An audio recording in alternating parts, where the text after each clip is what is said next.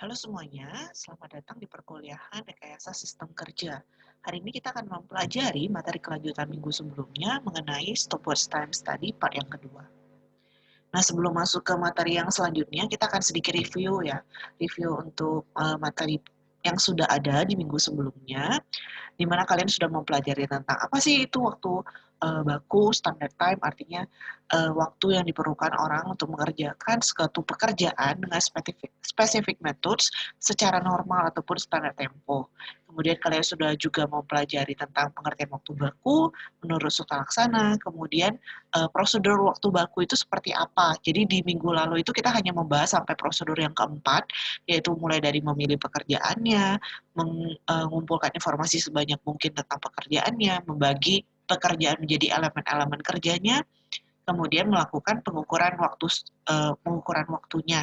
Kemudian kita akan masuk ke tahapan yang kelima, yaitu extended time study, determine number of cycle. Jadi kita bisa menghitung berapa sih kira-kira waktu siklus yang kita perlukan. Misalnya kalian mau mengukur satu pekerjaan ataupun aktivitas, berapa sih waktu siklus yang diperlukan gitu. Yang benar-benar sudah memenuhi kriteria yang ada. Kemudian kita akan mempelajari tentang rate, level, normalize, the operator performance, yang pastinya ada allowance juga. Jadi allowance itu apa nanti akan dijelaskan, ada logiknya seperti apa sampai ke padat waktu yang sudah bisa dipublish. Nah, ini membagi elemen pekerjaannya. Ingat ada prinsip-prinsipnya, jangan terlalu banyak, tapi juga jangan terlalu sedikit. Kemudian ada waktu yang lebih kecil dari 1,8 second, dihilangkan kalau bisa. Kemudian yang lebih dari 12 itu sebaiknya sudah dibagi ke subdivisi yang berikutnya. Kemudian ada konstan elemen, kemudian juga ingat kalau misalnya ada seperti foreign element, misalnya mau merakit ballpoint tiba-tiba partnya jatuh. Jadi itu harus dihilangkan dari perhitungan waktu siklus. Ini contoh form yang biasanya digunakan ya. Jadi ada elemennya apa aja, kemudian waktu yang dibutuhkan berapa. Jadi kurang lebih ini actual time study-nya kalian bisa continuous, artinya direkam, seterusnya misalnya di elemen pertama butuh 16 detik sampai elemen kesekian. Jadi stopwatch-nya akan dibiarkan terus dan kalian akan menandai setiap selesai elemen kerja tertentu akan ditandai waktunya. Tapi bedanya kalau snapback akan ditandai per elemen kerja dan akan mulai dari nol lagi untuk menghitung elemen kerja yang kedua. Nah, siklus itu apa sebenarnya? Jadi kayaknya kalau misalnya kalian menghitung, siklus itu adalah jumlah dari total waktu yang diperlukan. Jadi misalnya, kenapa ada rata-rata waktu pekerjaan itu apa? Jadi waktu total dibandingkan dengan semua siklusnya. Jadi kalau kita mau tahu average time, misalnya merakit 10 ballpoint, rata-ratanya kita mau tahu berapa sih rata-rata yang diperlukan untuk merakit 10 ballpoint, per ballpoint-nya butuh berapa menit misalnya. Jadi tinggal ditambahkan total waktunya dibagi dengan jumlah siklusnya. Kemudian ada persentase ratingnya, seberapa cepat operator itu mengerjakan pekerjaannya, tidak terlalu cepat, tidak terlalu lambat, tapi bisa diukur persentase ratingnya. Dan normal time itu dikatakan sebagai waktu yang diperlukan operator untuk bekerja secara normal. Comfortable pace will take the procedure apart. Jadi benar-benar pengalinya adalah waktu siklus, nanti akan dikalikan dengan rating, persentase rating atau performansi ratingnya. Jadi waktu normal, average time, dikali rating dibagi 100% atau dalam bentuk persentase. Jadi selain kita udah tahu tentang waktu normal, kita akan mempelajari tentang berapa sih jumlah siklus ketika kalian mau menghitung waktu pekerjaan itu butuh berapa kali pengulangan ya sampai benar-benar akurat. Nah, itu akan tergantung pada tingkat akurasi dan confidence level dari kalian. Namanya penelitian itu pasti akan menentukan ya akurasi penelitian berapa persen sih kamu percaya sama penelitian kamu. Itu akan mempengaruhi jumlah waktu siklusnya. Jadi tingkat ketelitian menunjukkan penyimpangan maksimum dari pengukuran dari waktu penyelesaian yang sebenarnya. Sedangkan tingkat keyakinan, berapa besar, berapa yakin pengukur ataupun peneliti terhadap hasil yang didapat itu memenuhi syarat ketelitian yang diinginkan. Jadi kurang lebih, kan kadang-kadang ada akurasi level 5%, dengan confidence levelnya itu 95%, artinya penyimpangan ataupun penyimpangan maksimum, tingkat ketelitiannya kan 5%, penyimpangan maksimum atau error maksimum itu hanya 5%. Nah, ini contoh rumusnya, di mana n-aksen, kan misalnya kalian udah mengumpulkan 10 data, tapi kita akan menghitung apakah data itu cukup apa enggak. Itu kalian bisa menggunakan rumus ini, di mana n-aksen sama dengan 4R kuadrat dibagi dengan A kuadrat dikali X bar, atau nilai rata-rata dikali D2 di pangkat 2. Jadi R itu apa? Nah, ini ada syarat yang harus dipenuhi juga, di mana N itu adalah N yang kita kumpulkan, jumlah siklus waktu yang kita ketemukan. Kalau misalnya N aksennya lebih besar dari N, maka data belum mencukupi, sehingga kalian harus ngumpulin data lagi. Kita akan bahas, nah R itu apa? R itu adalah range. Jadi namanya range itu kan berarti range itu jarak. Jadi semacam nilai tertingginya dikurangi dengan nilai terendahnya. Jadi highest value dikurang dengan lowest value. Sedangkan A, kalau dari rumus tadi kan ini ada R, itu range, jadi maksimum dikurang minimum. Kemudian A ini adalah presisi. Jadi misalnya tingkat ketelitiannya kalian pengen 5% ataupun plus minus 10%. Kemudian D2 ini dari tabel statistik, jadi kalian bisa melihat tabel statistik dari standar deviasi dari sampel tersebut. Sedangkan X bar itu adalah arithmetical average atau rata-rata, jadi average time yang udah kalian dapatkan dari observasi awal. Ini tabel D2 tadi ya, misalnya sampel yang kalian kumpulkan itu ada 10 sampel pertama. Jadi kalian ingin melihat nilai D2-nya berapa. Jadi itu di 3,078. Ini standar normal untuk probabilities. Bisa juga menggunakan nilai Z score kalau dari rumus yang sebelumnya. Kemudian ini ada contoh soal nih. Kalian bisa mulai ngecek untuk soal ini, bisa dikerjakan. Nanti akan ada panduan pengerjaannya.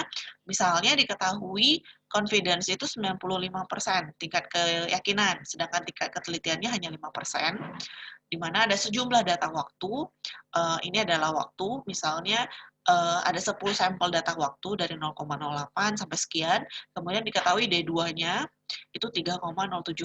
Pertanyaannya adalah, berapa banyak nih siklus yang dibutuhkan? Jadi kan kalian udah ngumpulkan N itu ada 10. Tapi apakah siklus yang diperlukan itu butuhnya berapa? Jadi yang akan dicari sekarang adalah N aksennya itu berapa. Bagaimana cara mencarinya? Silakan dikerjakan terlebih dahulu dengan panduan rumus sebelumnya ya. Jadi akan ada ini rumus sebelumnya. Jadi 4R kuadrat dibagi A kuadrat dikali X bar kuadrat dikali D2 kuadrat.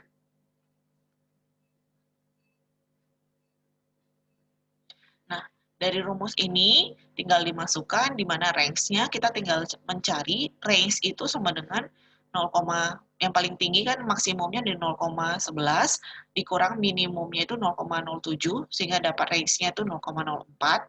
X bar atau rata-rata kalian tinggal menjumlahkan semua nilai ini 10, nilai interval ini dibagi dengan 10 sehingga dapat X bar-nya itu 0,156.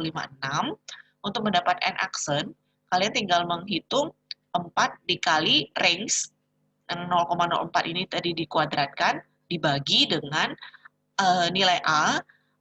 Nilai A-nya itu adalah presisinya 5% tadi kan, 0,05 dikuadratkan dikali dengan X bar.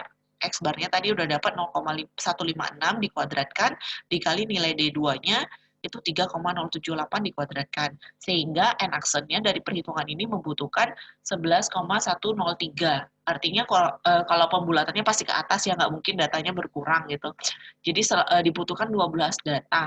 Sehingga kalau kita bisa ambil kesimpulan, N aksen itu lebih besar dari N.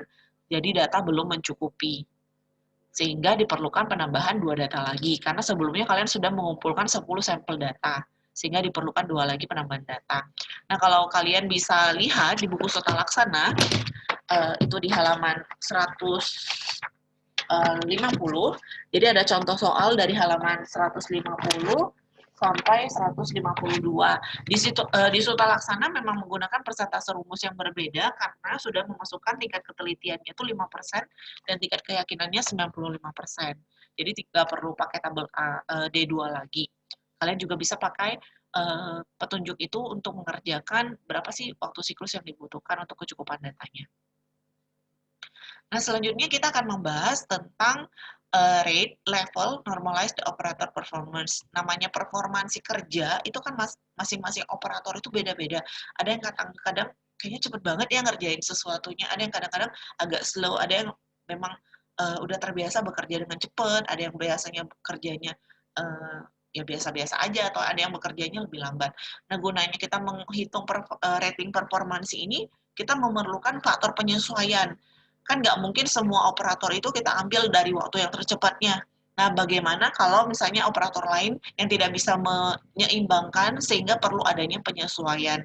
Jadi waktu siklus yang kalian kumpulkan tadi nggak bisa langsung mentok-mentok itu yang diambil jadi waktu dari seorang operator. Sehingga ada perhitungan waktu normal tadi ya, waktu siklus dikalikan dengan faktor penyesuaian.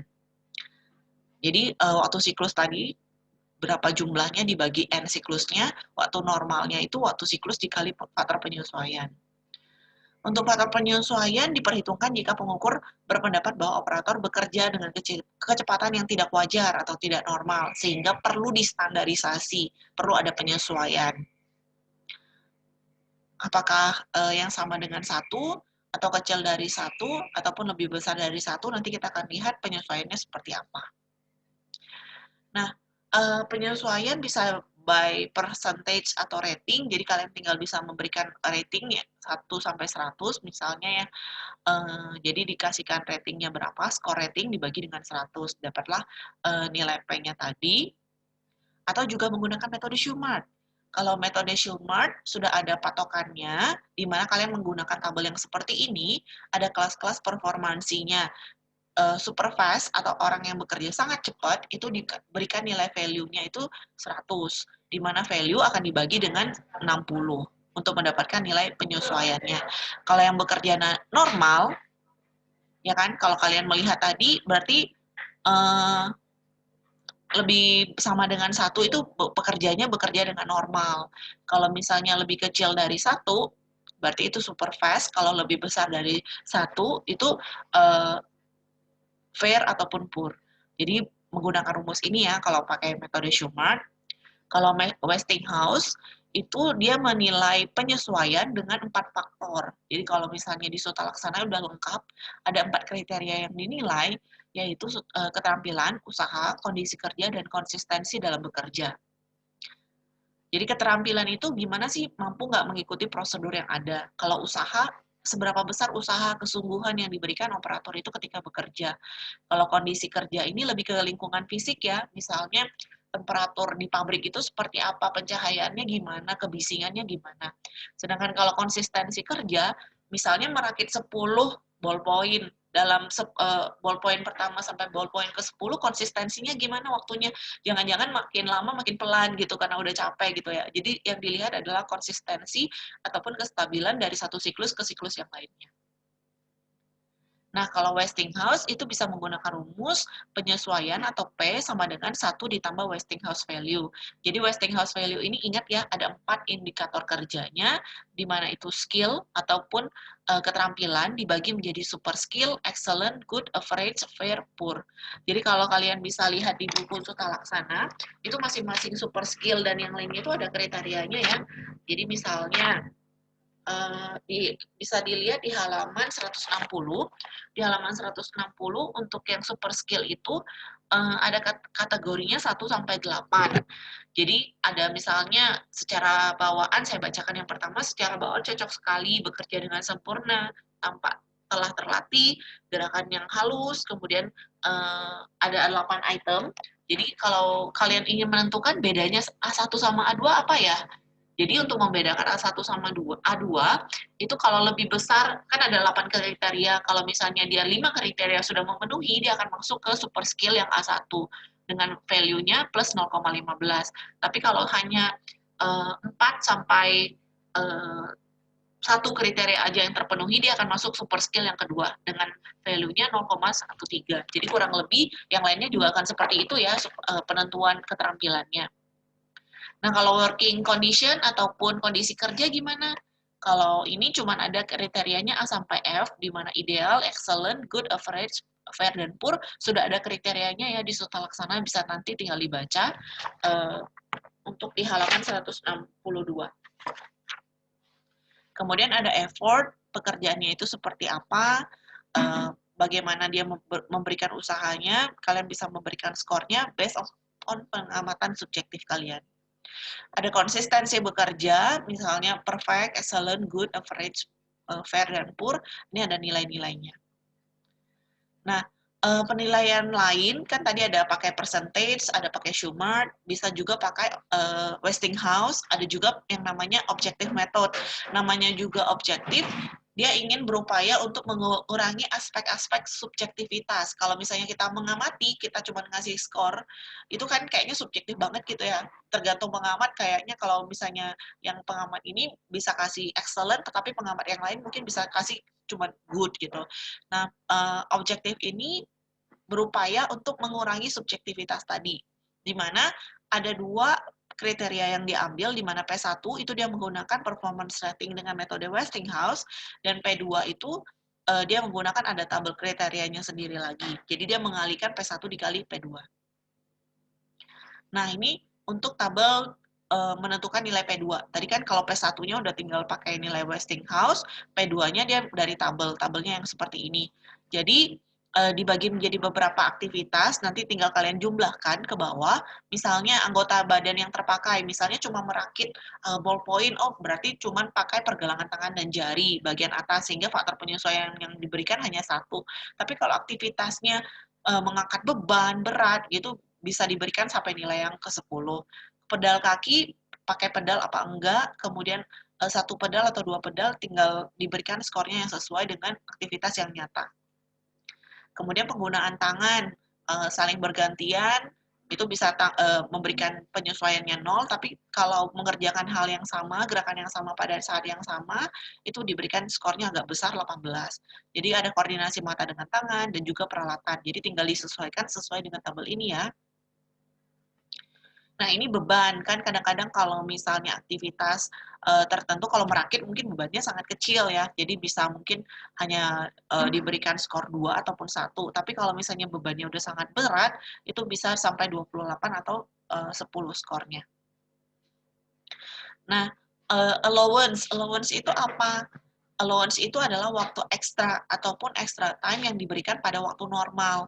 Allowance itu untuk mengcover aktivitas-aktivitas yang lain tadinya. Misalnya kenapa perlu diberikan allowance, kan manusia itu bukan robot ya. Kalau robot kayaknya kalau per partnya itu bisa selesai 5 detik, ya 5 detik akan konstan gitu. Tapi yang namanya manusia pasti lama-lama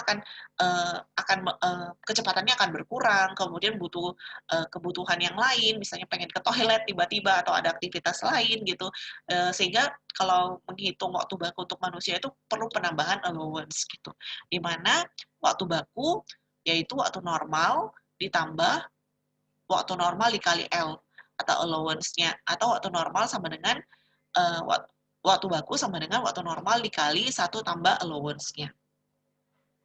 Jadi allowance yang di sini dimasukkan dengan kelonggaran untuk menghindarkan kelelahan. Jadi misalnya kan udah pegel-pegel nih, kadang-kadang udah berhenti bentar, itu bisa kelonggaran yang diberikan untuk menghindarkan kelelahan.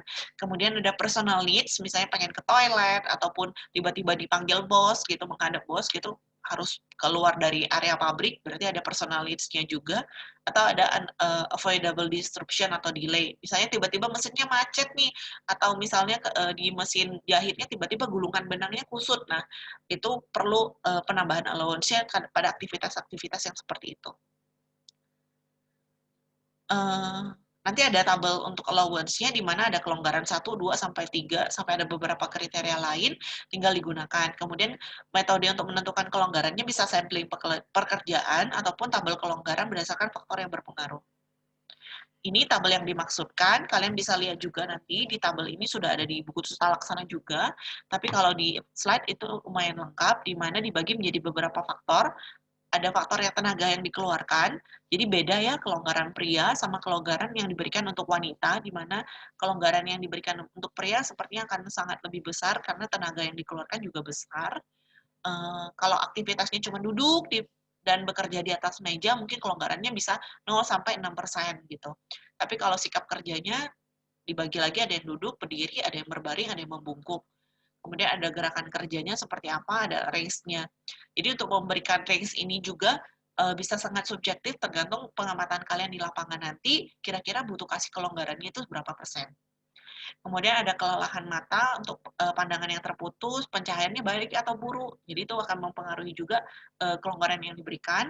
Kalau keadaan tempat kerja, misalnya ada yang temperaturnya dingin banget atau ada temperaturnya terlalu panas, itu bisa diberikan kelonggaran, disesuaikan lagi.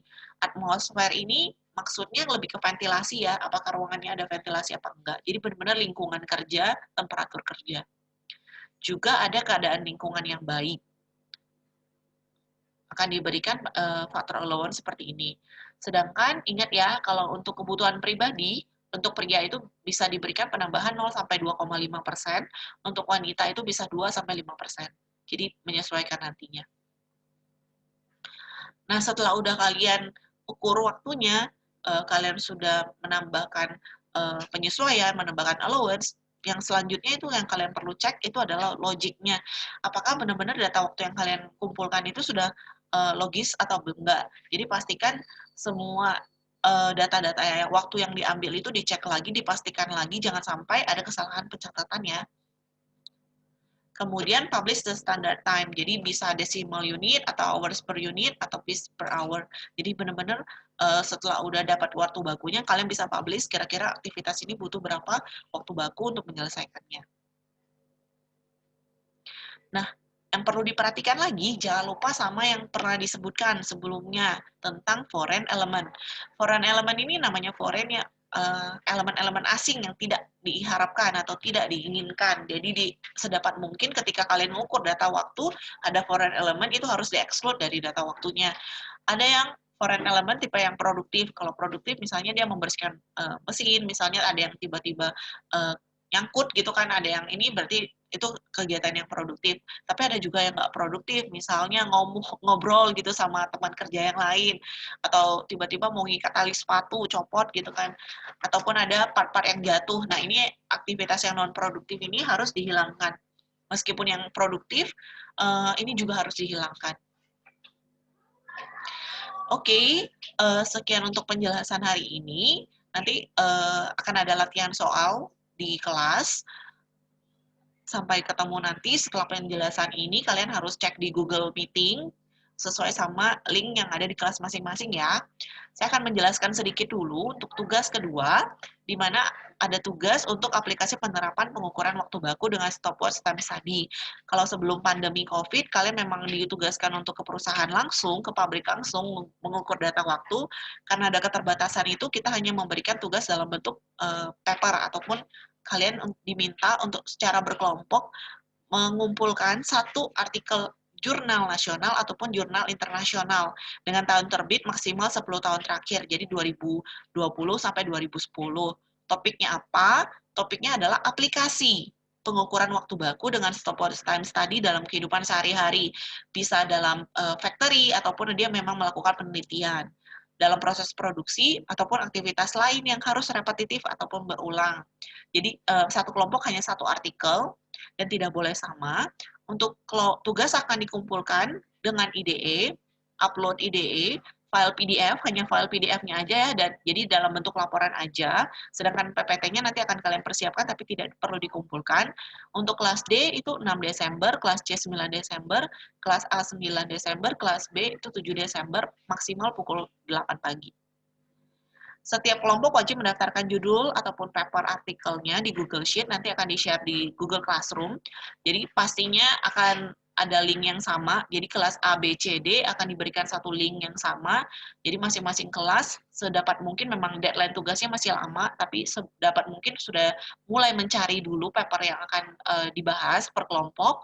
Jadi tugas kelompok apa? Diminta untuk menganalisis metode yang digunakan. Jadi hasil hitungannya seperti apa, kalian bisa ngoprek-ngoprek lagi, gimana sih cara hasil perhitungannya, kemudian hasil yang dia dapat itu dianalisis ya, kurang lebih seperti apa caranya. Bukan meng-copy paste isi artikel ke dalam tugas. Jadi tugas kalian bukan menyalin semua jurnal itu diterjemahkan, dimasukkan ke tugas, tapi kalian lebih menganalisis hasil metodenya seperti apa, pengukuran waktu baku dengan stopwatch time study itu seperti apa hasilnya. Itu yang diminta untuk dianalisis. Kemudian tuliskan format laporan merujuk pada juklak skripsi, bisa dilihat di Google Drive, dan tugas dibuat juga dalam format presentasi. Tapi yang dikumpul di IDE, sesuai sama deadline yang sebelumnya itu hanya versi PDF-nya ya, laporan PDF, jadi ada lengkapi dengan cover, ada nama dan MPM kelompok, kemudian isi laporannya seperti apa. Kalian juga diminta untuk membuat PPT presentasi dari tugas kedua ini yang akan dipresentasikan kelompok pada pertemuan ke-12 dan ke-13 sesuai sama jadwal yang ada di silabus ya. Oke, sekian untuk penjelasan hari ini.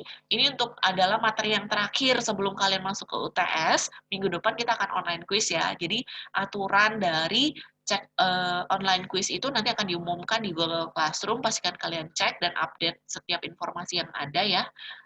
Oke, sekian untuk penjelasan hari ini. Terima kasih sudah mengikuti perkuliahan dari awal sampai akhir. Dan jika ada pertanyaan, bisa dilanjutkan di sesi diskusi di Google Meeting. Sampai jumpa di pertemuan selanjutnya.